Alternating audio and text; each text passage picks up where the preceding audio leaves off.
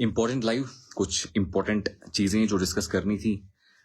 बहुत सारे दिनों से आप जानते हैं कि किस तरीके से ये जो सिस्टम है, ये जो निज़ाम है, ये जो पॉलिटिकल निज़ाम है, ये जो सिस्टम ओवरऑल है पूरे हमारे हिंदुस्तान भारत में इस टाइम पे किस तरीके से और कहाँ की तरफ जा रहा है। लेकिन समझने वाला और इसको देखने वाला सिर्फ तमाशा गो बन चुका है। बस ये जो मदारी चल रही है ये हम देख रहे हैं और ये मदारी सिर्फ हमें तमाशा गो बना चुकी है और हम तमाशा देख रहे हैं और तमाशा चल रहा है। फिर कई टाइम से मेरा ज्यादा पॉलिटिकल करियर में एक्सपीरियंस नहीं है। 5 या 6 महीने या 7 महीने मुझे यहाँ इस पॉलिटिकल करियर में हुए और इस बहुत कम टाइम में मुझे लगता है बहुत सारी चीजें सीखने को मिली। और इसमें कुछ इंपॉर्टेंट चीजें जो सीखने को मिली वो ये कि आप जब मजलूम के साथ खड़े होते हैं, जब आप किसी गरीब के साथ खड़े होते हैं, तो गरीब के साथ खड़ा होना आज कितना दुश्वार है, कितना जुल्म है। वो चीज हम देख रहे हैं कि गरीब के साथ आप खड़े होंगे तो आपके खिलाफ मुकदमे शुरू होंगे, आपके खिलाफ एफआईआर शुरू होंगे, आपके खिलाफ केसेस शुरू हो जाएंगे।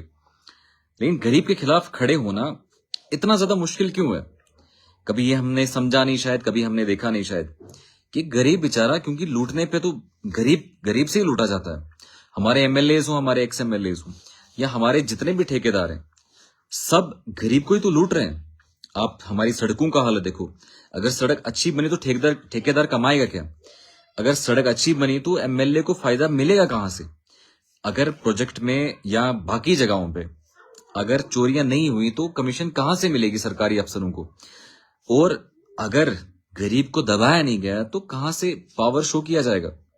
ये पावर सर्कल जो है, पावर गेम जो है, ये पावर गेम सिर्फ चंद लोगों का इस सोसाइटी में, चंद लोगों का इस सिस्टम के साथ होता है।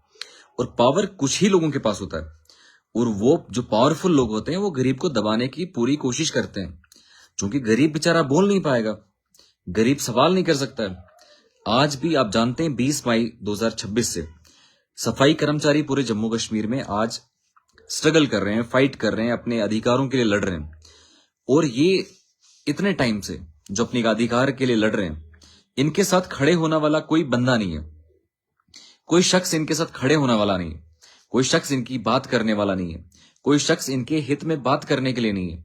आप मुझे बताओ, हम अगर सरकार में, हम अगर किसी लोग को कहीं एमएलए बनाते हैं या एमपी बनाते हैं या सरकार में भेजते हैं, या उनको सरकार में भेज के उनको ये बताते हैं या खुद भी बोलते हैं मैनिफेस्टो में कि हम कुछ लोगों को परमानेंट कर देंगे, हमारी आपकी जो मांगे हैं हम पूरी कर देंगे।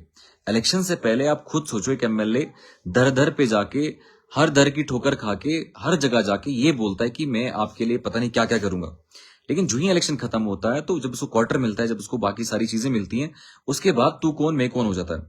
उसके बाद उस गरीब को देखने वाला कोई शख्स नहीं होता है। उस गरीब को धक्के मारने के लिए सारे खड़े हो जाते हैं, लेकिन गरीब के साथ खड़े होने वाला कोई होता नहीं है। ये इंसानियत खत्म हो चुकी है। अब सफाई कर्मचारी वाले लोग जो हैं, उसमें हर एक शख्स होता है, उसमें सिर्फ एक कम्युनिटी से लोग नहीं आते हैं, हर कम्युनिटी से लोग आते हैं। लेकिन जब इलेक्शन होते हैं उस टाइम पे धर्म हमारा जो है खतरे में चले जाता है, धर्म की सियासत की जाती है। उस टाइम बोला जाता है कि धर्म खतरे में, आप किसी तरह हमारे धर्म को बचाइए। या उस टाइम कहा जाता है कि आप किसी तरह ये पैसा लो, इतना पैसा लिया जाता है, इतना पैसा दिया जाता है ताकि किसी तरीके से ये पैसा लेके या देके उस इलेक्शन को जीता जाए। लेकिन मेन मुद्दा होता क्या है? मेन मुद्दा सिर्फ ये होता है कि हम किसी तरह पावर में आके उस गरीब को दबाने की पूरी कोशिश करें। आप मुझे बताओ, आज भी मैं सफाई कर्मचारी लोगों के साथ खड़ा था, लेकिन कब तक ये जुल्म उनके साथ कंटिन्यू रहेगा? आप मुझे बताओ, बहुत सारी पार्टीज जम्मू कश्मीर में है, लेकिन किस पार्टी ने, आप ईमानदारी से मुझे बताएं, किस पार्टी ने इनके लिए, इनके हित में बात की? अगर आपने हर जगह, हर कम्युनिटी में जाके, हर डिपार्टमेंट में जाके सब लोगों को परमानेंट किया, आपने सिर्फ म्युनिसिपैलिटी के लोगों को परमानेंट क्यों नहीं किया? मतलब एक नॉर्मल सा सवाल है और एक नॉर्मल सा इंसान भी इस सवाल का जवाब दे सकता है। हो सकता है हम ज्यादा पढ़े लिखे नहीं है, हमें ज्यादा पढ़ाई नहीं आती है, हमें ज्यादा लिखना पढ़ना नहीं आता है, हम नहीं जानते हैं पढ़ाई, लेकिन इतना तो जानते हैं अगर आप बाकी डिपार्टमेंट में परमानेंट कर सकते हो लोगों को, लेकिन हमारे इस म्युनिसिपैलिटी में क्यों नहीं कर सकते हो? और बहुत सारे लोग जो बेचारे म्युनिसिपैलिटी में काम करते हैं, 6 या 7 हजार या 8 हजार की नौकरी पे काम करते हैं, इस 8 हजार की नौकरी में उनको एपीएल और बीपीएल भी नहीं है और उनको राशन भी नहीं मिलता है, और आप मुझे बताओ, बहुत सारे लोग जो इसमें काम करते हैं वो खाना नहीं खाते हैं, पानी नहीं पीते हैं, ताकि हम घर में जाके अपने बच्चों के लिए पैसा बचा के उनको दें, ताकि हमारे बच्चे भी पढ़ें, क्योंकि उनके अंदर भी ये होता है कि कम से कम हमारे बच्चे भी पढ़ लिख पाएं।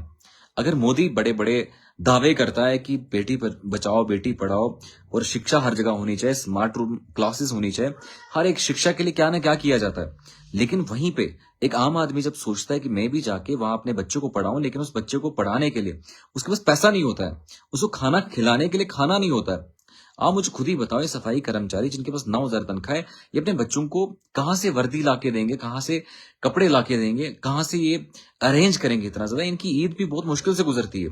लेकिन उन एमएलएज को, उन एमपीज को जब हम यहां से बेचते हैं, वो कोई भी हो, इस टाइम पे वो पीडीपी की सरकार के, पीडीपी के लोग हो, पीडीपी में बहुत सारे बिग विग्स हैं, जैसे महबूबा मुफ्ती हैं, लेकिन हमने कोई अभी तक उनका कोई भी वो नहीं देखा कि उन्होंने कुछ इस बारे में बोला। उसके बाद हमारे पास बहुत सारे उनके लीडर्स हैं, लेकिन किसी लीडर ने नहीं बोला। नेशनल कॉन्फ्रेंस जो गवर्नमेंट है इस टाइम पे, एक साइन करना है, और उमर अब्दुल्ला का साइन करना मुश्किल हो रहा है। और वही जब उमर अब्दुल्ला लड़ने के लिए आया था, और लड़ने के लिए मुझे लगता है ये तो उमर अब्दुल्ला जीतता नहीं कभी, उमर अब्दुल्ला की इतनी औकात नहीं कि वो जीत पाता, लेकिन ये अपने बाप और दादे की वजह से SRO 202 लेके फिर जीत के फिर जाके उसके बाद ये जो है वहां पे चीफ मिनिस्टर बना।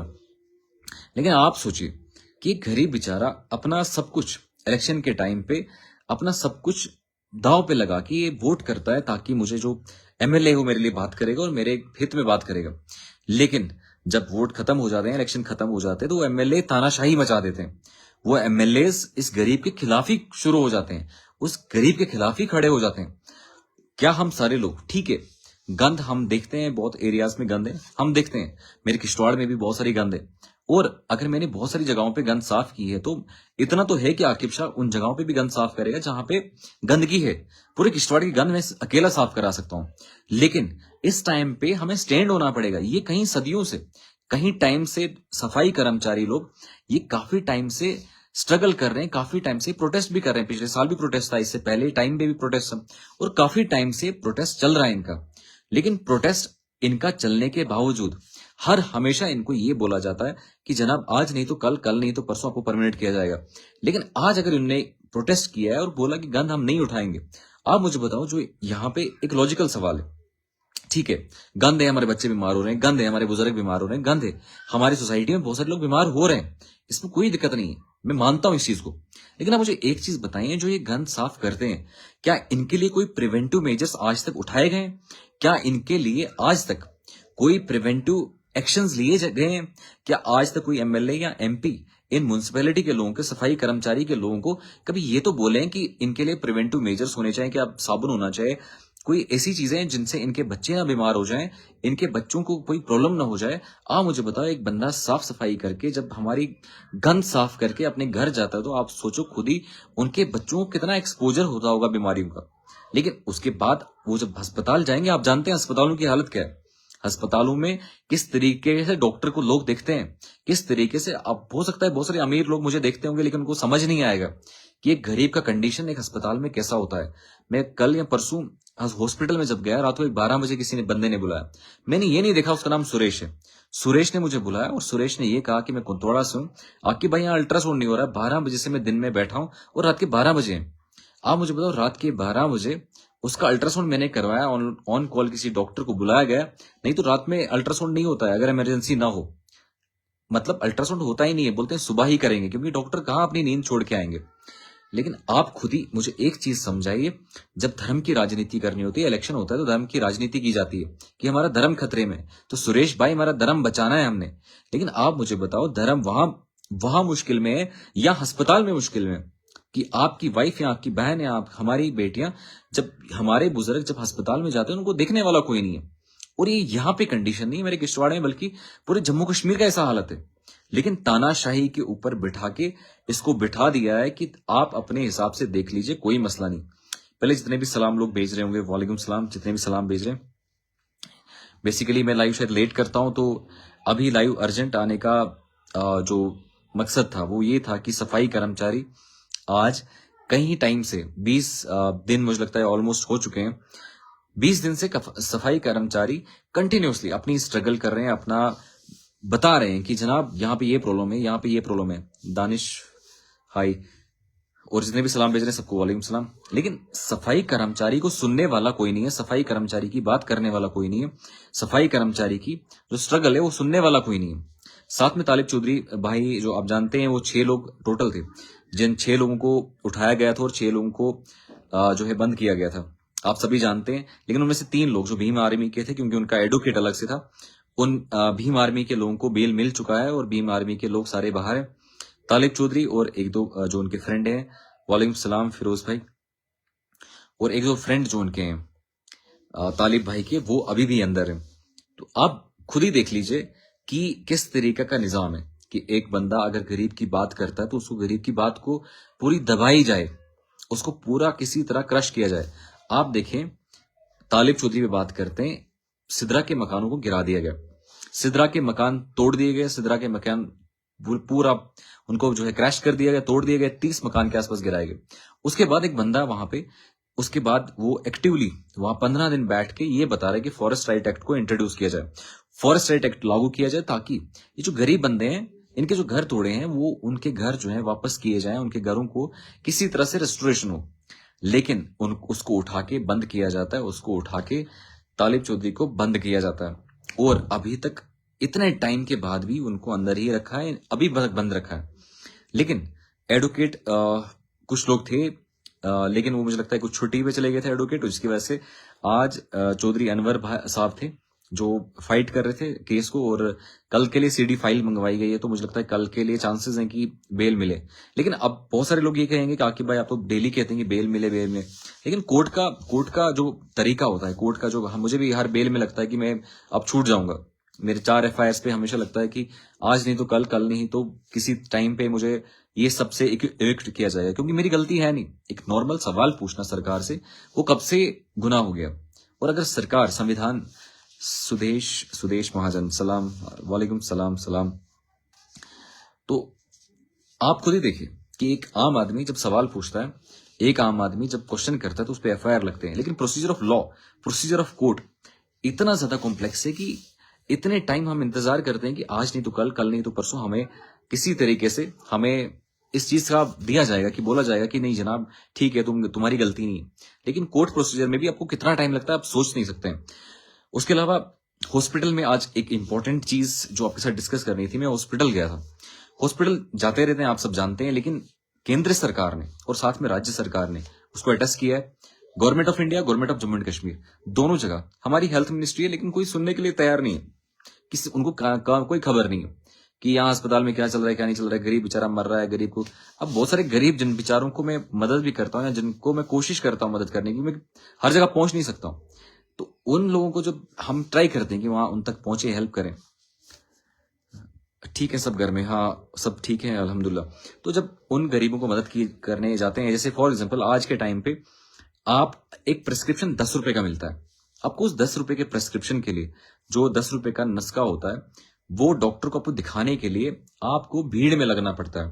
पहले सिर्फ भीड़ में लगना पड़ता था, लेकिन आज आपके लिए कंपलसरी कर दिया है कि आपके पास एक मोबाइल होना चाहिए, मोबाइल के साथ में आपके पास ऐप डाउनलोड होना चाहिए, आबा ऐप डाउनलोड होना चाहिए, और आबा ऐप डाउनलोड करने के बाद ही आप अपना प्रिस्क्रिप्शन के लिए टोकन नंबर निकाल सकते हैं। लेकिन मैं भी वहां आज 1 घंटा पूरा बैठा, लेकिन मुझसे भी वो 1 घंटे में टोकन नंबर नहीं निकाला। थोड़ा बहुत पढ़ा लिखा शायद मैं भी हूं, लेकिन आज जब 1 घंटा पूरा स्पेंड हो गया, 1 घंटे के स्पेंड करने के बाद वो टोकन नंबर देखा, तो टोकन नंबर वहां पे मैच नहीं कर रहा था। और उसके बाद वहां पे एक स्टाफ थे, स्टाफ को मैंने बोला कि जनाब कम से कम ये बेचारे गरीब बेचारे जो यहाँ पे खड़े हैं, जो बुजुर्ग खड़े हैं, एटलीस्ट इनका तो सोच लीजिए कि इनके लिए टोकन नंबर जो है वो टोकन नंबर दीजिए। फिर जाके वहां स्टाफ के किसी ने बंदे ने उनको टोकन नंबर दिया। लेकिन हमारे, आप खुद ही सोचो, हमारे पर्टिकुलर किश्तवाड़ में हमारे ऐसे एरियाज हैं, जैसे मड़वा वर्डवन है, हमारे केशवन एरिया है, नईदगाम एरिया है, हमारे पास गुरीनार एरिया है, जहां पे आज तक नेटवर्क नहीं है, जहां पे आज तक हमारे यहाँ पे मोबाइल किसी के पास नहीं है। अब आप मुझे बताओ, जहां पे नेटवर्क नहीं है, जहां पे टावर नहीं है, उन एरियाज पे एक बंदा मोबाइल का करेगा क्या?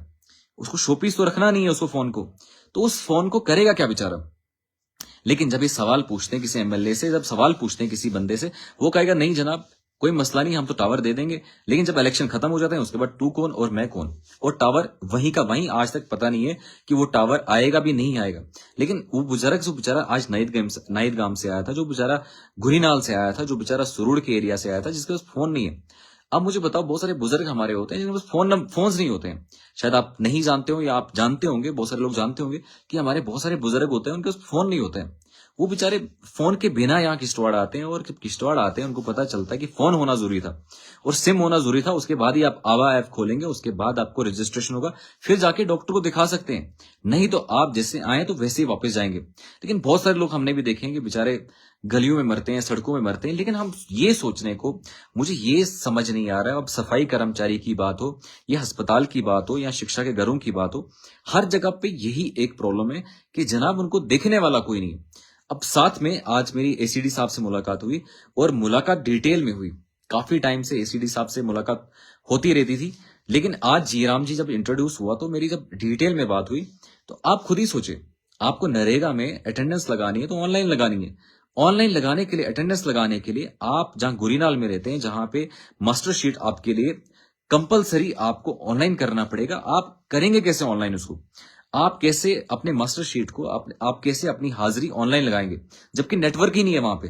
लेकिन सरकार वहीं पे मोदी डंके बजाएगा कि नहीं, हर जगह मैंने डिजिटल इंडिया पहुंचा दिया, हर जगह फोन पहुंचा दिए। कहां पे डिजिटल इंडिया पहुंचाया? एक बार मोदी यहां पे आके मेरे सामने आके गुरीनाल आ जाए, मैं उसको दिखाऊंगा डिजिटल इंडिया की बोलते किसको हैं। एक बार मोदी, अब बहुत सारे लोगों को, वो जो अंधभक्त हैं, मोदी के अंधभक्त हैं, उनको ये प्रॉब्लम होती है कि आकिब शाह मोदी के खिलाफ बोलता क्यों है? क्यों नहीं बोलेंगे? फिर किसके खिलाफ बोलेंगे? अगर मोदी ये कहता कि डिजिटल इंडिया है, तो डिजिटल इंडिया यहां पे क्यों नहीं है? आपके पास कम्युनिकेशन है, आपने सारे पोर्टफोलियोज अपने पास रखे हैं। मोदी ने, सेंट्रल गवर्नमेंट ने सारा अपने पास रखा है, गवर्नर ने सारा अपने पास रखा है। अगर टेलीकम्युनिकेशन में आपने अपने पास पोर्टफोलियो रखा है, आपने तो 370 का बेड़ा पार कर दिया, आपने 35A हटा दिया। आपने कहा कि रातों रात डेवलपमेंट होगी, रातों रात इंडिया, ये जम्मू कश्मीर डिजिटल इंडिया बन जाएगा, डिजिटलाइज वर्ल्ड बन जाएगा, यहां पे अब डेवलपमेंट हो जाएगा। लेकिन जब से मोदी ने यहां से 370 और 35 से हटाया, लोगों को खाने के लाले पड़ चुके हैं। लोगों के पास राशन नहीं पहुंचता है, लोगों के पास खाने के लिए कुछ खाना नहीं है। अनएम्प्लॉयमेंट रेट जहां 5% या 4% में होता था, आज वही अनएम्प्लॉयमेंट रेट इस टाइम पे 80% पे। यहां पे किसी के पास नौकरियां नहीं है जम्मू कश्मीर में। लेकिन फिर भी लानत ऐसे लोगों पे, लानत ऐसे अंधभक्तों पे, लानत ऐसे मीडिया के कुछ लोगों को, लानत ऐसे मोदी गोदी के मीडिया वालों को, कि वो सच्चाई दिखाने से मुश्किल हो जाता है। उनको सच्चाई दिखाना मुश्किल हो जाता है। मैं बहुत सारी जगह खड़ा हो जाता हूं, मैं तो चलो पॉलिटिकल एक्टिविस्ट हूं, लेकिन मीडिया का काम होता है कि जनाब अगर आप कहीं बैठे हैं तो जनाब आप दिखाइए तो सही, सब चीज तो दिखाएं। इतना मीडिया तो है किश्तवाड़ में, या इतना मीडिया तो जम्मू कश्मीर में है, लेकिन सच्चाई दिखाते क्यों नहीं? सच्चाई जो सामने सच्चाई दिखती है वो सामने दिखाते क्यों नहीं? आज मैं डीसी ऑफिस गया, डीसी ऑफिस में डीसी लंच कर रहा है, और डीसी लंच करने के बहाने एक बस खड़ी है, छोटे छोटे बच्चे और बुजुर्ग उस बस में थे। बोला कि झंडा इसमें फहराना है, फ्लैग वेव करना है, और फ्लैग वेव करने के लिए वहां पे बहुत सारी मीडिया के लोग थे। जब मैं वहां पे गया, मैंने उन लोगों को पूछा कि, मैंने कहा जनाब कब से खड़े हैं? और लोग बहुत तंग आ चुके थे कि 2 घंटे से हम यहाँ खड़े हैं, 2 घंटे से भूख प्यासे मर रहे हैं लोग, छोटे छोटे बच्चे, बुजुर्ग लोग, लेकिन कोई देखने के लिए तैयार नहीं है, कोई ये बात करने के लिए तैयार नहीं। क्योंकि डीसी साहब नाराज हो जाएंगे, किश्तवाड़ का डीसी उनको नाराज हो जाएगा, कि किश्तवाड़ की एडमिनिस्ट्रेशन उनको नाराज हो जाएगी, इसलिए ये बोलेंगे नहीं, बात नहीं करेंगे।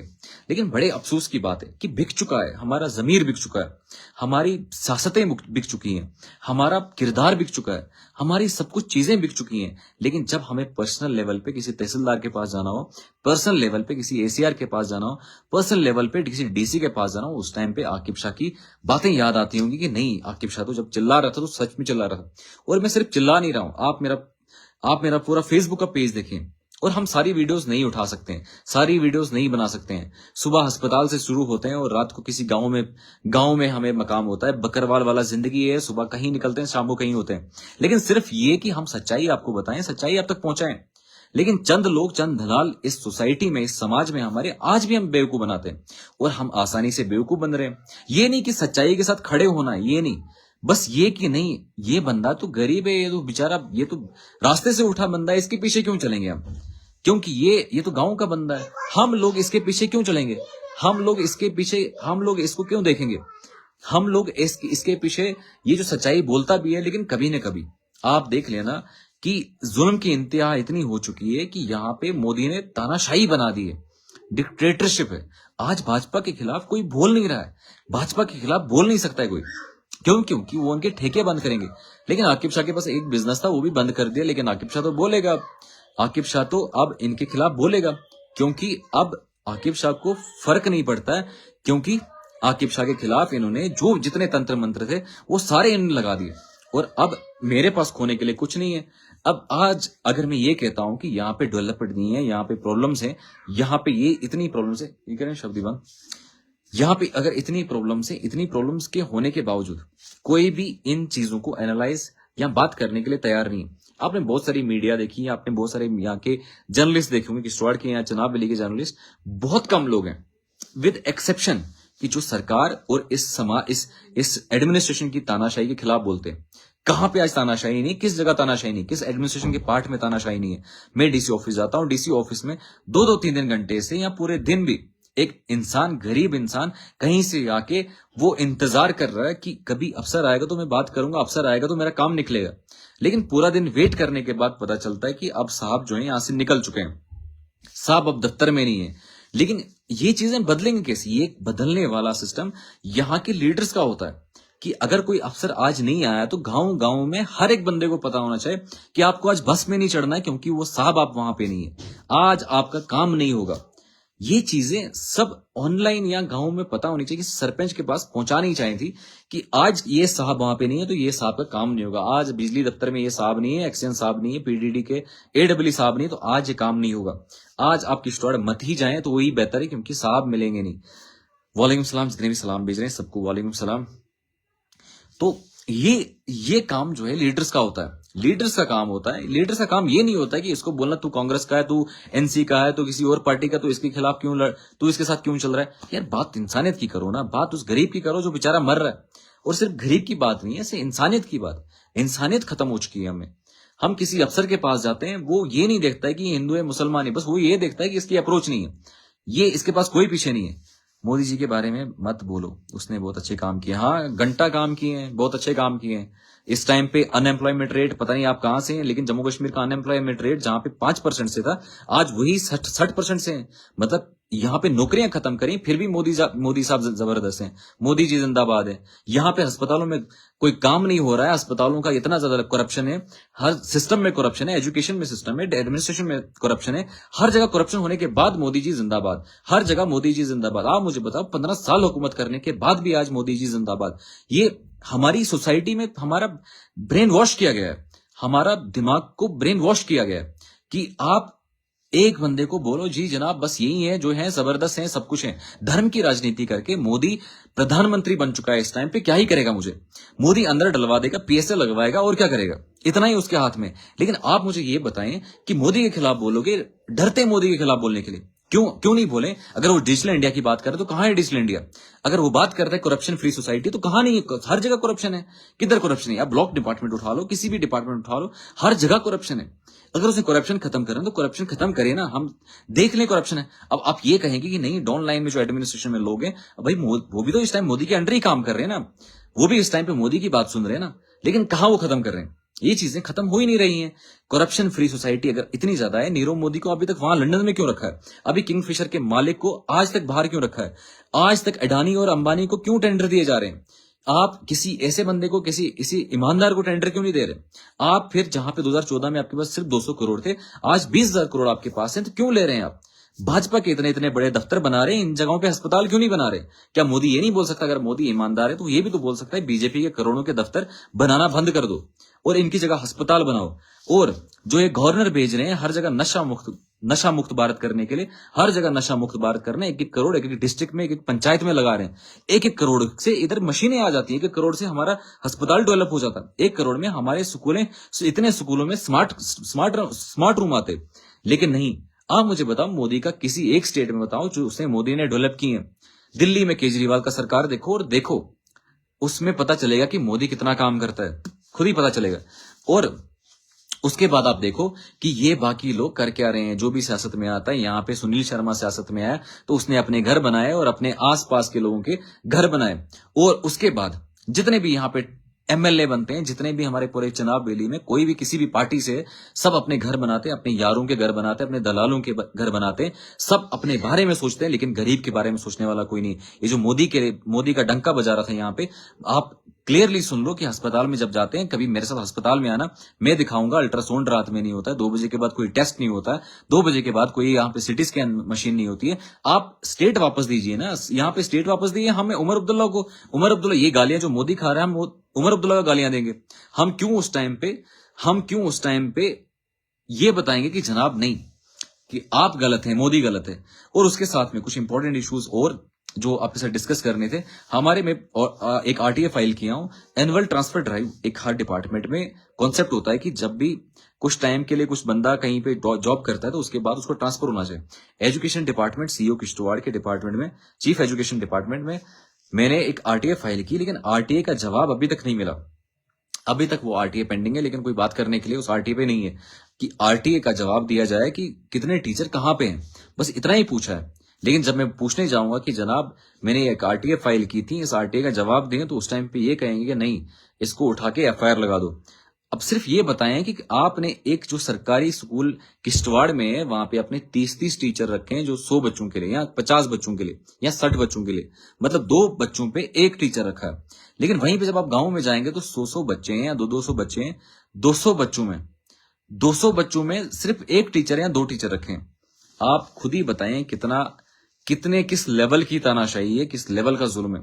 लेकिन जो बात करेगा, जो इनके खिलाफ बात करेगा, जो इनके खिलाफ बोलेगा, उसको उठा के ये अंदर कर देंगे, उसको उठा के एफआईआर लगा देंगे, जैसे तालिब चौधरी पे किया। और हमारा हमेशा ये होना चाहिए कि हमें ये नहीं देखना है कि कोई लीडर बड़ा है, कोई पता नहीं क्या है। यहाँ पे हमने देखा है कि गुलाम नबी आजाद जब जहां से चलता था, लोग तरसते थे कि कभी मुलाकात हो जाए। मैं कुछ कमेंट पढ़ना चाहूंगा, कुछ लोग कमेंट भी कर रहे हैं, ताकि ये जो डिस्कशन है डायलॉग में हो, ऐसा नहीं लगेगा सिर्फ आकिब शाह बोल रहा है और हम सुन रहे हैं। अगर आपकी भी कुछ प्रॉब्लम्स हैं या आपको लगता है कि कुछ चीजें यहाँ पे चीजें चेंज करने की हैं, लेकिन जब तक हम सब जागेंगे, जब तक हम ये जो लोग बेवकूफ बना रहे हैं, जो लीडर बेवकूफ बना रहे हैं हमें पैसे के नाम पे, धर्म के नाम पे, जब तक हम इन चीजों से बाहर आएंगे, तब तक ये चीज खत्म नहीं होगा। पूरे जम्मू कश्मीर में बेड़ा गर्क कर दिया बीजेपी ने, लेकिन लोगों को अभी भी समझ नहीं आ रहा है, पूरे यूपी बिहार बना दिया। बिल्कुल, इन्होंने इसको यूपी बिहार बना दिया। और साथ में आप मुझे बताओ, इतना रिसोर्सेज होने के बाद, हमारे जम्मू कश्मीर में टूरिज्म इतना होने के बाद, हाइड्रो इलेक्ट्रिक प्रोजेक्ट्स होने के बाद, हमारे यहाँ पे हॉर्टिकल्चर, एग्रीकल्चर और इतने रिसोर्स होने के बाद भी आज हमें ये देखना पड़ता है कि जनाब नहीं, आपके यहाँ पे अनएम्प्लॉयमेंट रेट हाई है, आज भी आप यहाँ पे हिंदू मुस्लिम की सियासत की बीजेपी जम्मू कश्मीर में, और कुछ नहीं। बिल्कुल ये हर जगह, भाजपा ने कहा नहीं किया, हर जगह तो यही किया। और जहां पे इनको ये नहीं बना भाजपा को, तो वहां पे वोट चोरियां शुरू कर दी, वहां पे वोट चोरी करके वोट लेने शुरू कर दिए। लेकिन मसला ये है कि हम कितना खड़ा हो रहे हैं, हम उस गरीब के साथ कितना खड़ा हो रहे हैं जो मजलूम है। बहुत सारे पॉलिटिकल एक्टिविस्ट मुझे देख रहे होंगे, मैं उनसे भी अपील करता हूं कि जितने इस टाइम पूरे जम्मू कश्मीर में इस टाइम सफाई कर्मचारी प्रोटेस्ट कर रहा है, तो सफाई कर्मचारी के साथ खड़े हो जाए। क्योंकि सफाई कर्मचारी के हक के लिए, जो उनके हक दबाए गए हैं सरकार ने, वो केंद्र सरकार हो या राज्य सरकार हो, कई सालों से हक दबाए, वो कहीं ना कहीं उन लोगों को मिले। तो डोडा में अल्ट्रासाउंड का डेट 1 महीने का मिलता, बिल्कुल। लेकिन मैं ये सोच रहा हूं कि अल्ट्रासाउंड हमारे डोडा में बहुत सारे एमएलए हैं, 3 एमएलए हैं, लेकिन 3 एमएलए में कोई एक एमएलए ये नहीं बोलता है कि डेट अल्ट्रासाउंड का कम हो जाए, आबा ऐप को हटा दिया जाए, वॉशरूम अच्छे साफ सफाई से हो, बाकी जो प्रॉब्लम्स हैं उनको डिस्कस किया जाए, उसकी एडमिनिस्ट्रेशन से मिलकर उसको ठीक किया जाए। लेकिन ये चीजें करने वाला कोई नहीं, कोई बोलने वाला नहीं है। क्यों? क्योंकि मुझे लगता है कि राजनीति ही बदल चुकी है, ये पॉलिटिकल सिस्टम ही बदल चुका है। हो सकता है मैं आज आपके बीच में हूं, हो सकता है मैं कल आपके बीच में ना हूं, जिंदगानी का किसको पता है, जिंदगी का किसी को नहीं पता है। लेकिन मैं अगर कभी मुझे मौका मिला तो ओबियसली सिस्टम को बदलना है, हमने सिस्टम को बदलना है और सबको लेके बदलना है। हमें डॉक्टर्स को साथ में लेके चलना पड़ेगा, हमें बाकी जितने भी सिस्टम है, जितने भी चीजें हैं, सभी लिंक्ड हैं। हम किसी को खत्म करके इस सिस्टम को नहीं बदल सकते। हमने कहीं ना कहीं सभी लोगों को साथ में मिलकर लेना पड़ेगा और सब सिस्टम ठीक करना पड़ेगा। और एमएलए इसीलिए बनाते हैं ताकि वो सिस्टम ठीक करें। लेकिन एमएलए कुछ ठेकेदारी के पीछे चले जाते हैं, कोई सीएम की रेस में चले जाता है, कोई किसी और की रेस में चले जाता है, लेकिन ये नहीं देखता है कि जनाब मेरी कॉन्स्टिट्यूएंसी में इतनी ज्यादा प्रॉब्लम्स है, मेरी कॉन्स्टिट्यूएंसी में ये हो रहा है, मेरी कॉन्स्टिट्यूएंसी में गरीब बेचारा पिस रहा है, उसके बारे में कोई नहीं देखता है। कुछ कमेंट्स अगर होंगे तो प्लीज मेहरबानी करके। मुझे बड़ा अफसोस हुआ आम आदमी पार्टी के शायद ब्लॉक प्रेसिडेंट ब्लॉक चिल्ली से सुहेब देव को हटाया गया, क्योंकि उसने वहां के एमएलए के खिलाफ बोला तो उनको हटा दिया गया। बड़ी अफसोस की बात है। मुझे लगता है डिसेंट जो है वो पार्टी के अंदर भी होना चाहिए और पार्टी के बाहर भी होना चाहिए। आप जानते हैं कि मैंने पार्टी के खिलाफ, आम आदमी पार्टी के खिलाफ बोला, क्योंकि बोलना भी चाहिए। अगर कोई काम नहीं कर रहा तो मुझे बोलना चाहिए। आज भी मुझे अगर डोडा भवन से कॉल आती है, अगर आज भी मुझे डोडा के अलग अलग जगहों से, आप कसम खा लो कि आप बीजेपी के साथ में नहीं हो। अगर बीजेपी के साथ होता परवेज, अगर बीजेपी के साथ होता तो मेरा सर्विस स्टेशन बंद नहीं होता। अगर भाजपा वालों के साथ होता तो मैं ठेकेदारी कर रहा होता। अगर भाजपा वालों के साथ होता तो मेरे ऊपर पर्चे नहीं लगते, जैसे तुम्हारे भाजपा वालों के ऊपर पर्चे नहीं लगते हैं। इनके पास क्योंकि वॉशिंग मशीन है कि कोई गुनाह भी करके आता है तो उसको ये धुला देते हैं। तो अगर भाजपा ज्वाइन कर लेता तो रातों रात पैसे का भंडार और ये सर्विस स्टेशन और बाकी चीजें सब कुछ रातों रात हो जाती। लेकिन चलो खैर, भाजपा क्या है सबको पता है। वोट चोरी करके और धर्म की राजनीति करके पूरा हिंदुस्तान में राज कर रहे हैं और कुछ नहीं है। और यहाँ हमारे किश्तवाड़ में भी धर्म की राजनीति करके, जिसको कोई जानता नहीं है कल तक, जिसने कभी पॉलिटिकल, जिसने किसी किश्तवाड़ की पब्लिक के लड़ा नहीं, जिसने किसी के अस्पताल के लिए लड़ा नहीं, वो रातों रात उसको एमएलए बना दिया जाता है। वालेकुम सलाम मनवर भाई, और जितने भी सलाम भेज रहे हैं सबको वालेकुम सलाम। और बड़ा अफसोस हुआ मुझे, सुहेब देव पे बहुत अफसोस हुआ कि विद इन पार्टी जब उसने सवाल किए कि जनाब यहाँ पे कुछ प्रॉब्लम्स हुई, बलेसा में कुछ प्रॉब्लम्स हुई, और मुझे भी बहुत सारी प्रॉब्लम्स होती हैं। अगर आप बताएंगे तो मैं उनको पब्लिक भी कर सकता हूँ। बहुत सारी प्रॉब्लम्स आती हैं जो डोडा बावन में या अलग अलग डोडा के अलग अलग एरिया से आती हैं कि भाई यहाँ पे ये प्रॉब्लम है, यहाँ पे वो प्रॉब्लम है। लेकिन ये मुझे लगता है कि हमारा जो, क्योंकि मैं आम आदमी पार्टी से जुड़ा हूं, किसी पॉलिटिकल पार्टी से जुड़ा नहीं था, तो मैं आज वैसे आम आदमी पार्टी में नहीं हूं। आपको महराज मलिक ने क्यों निकाला? मुझे महराज मलिक ने नहीं निकाला, मुझे उससे पहले ही, महराज मलिक के बाहर आने से पहले ही निकाल दिया गया। टर्मिनेशन उससे पहले ही हो चुका है। और अभी लाइट का इशू हुआ है, आपके साथ फिर जुड़ेंगे, तब तक के लिए सलाम। क्योंकि देखो अभी लाइट का भी बहुत प्रॉब्लम है यहाँ पे। इंशाल्लाह आपसे फिर जुड़ेंगे, तब तक के लिए सलाम।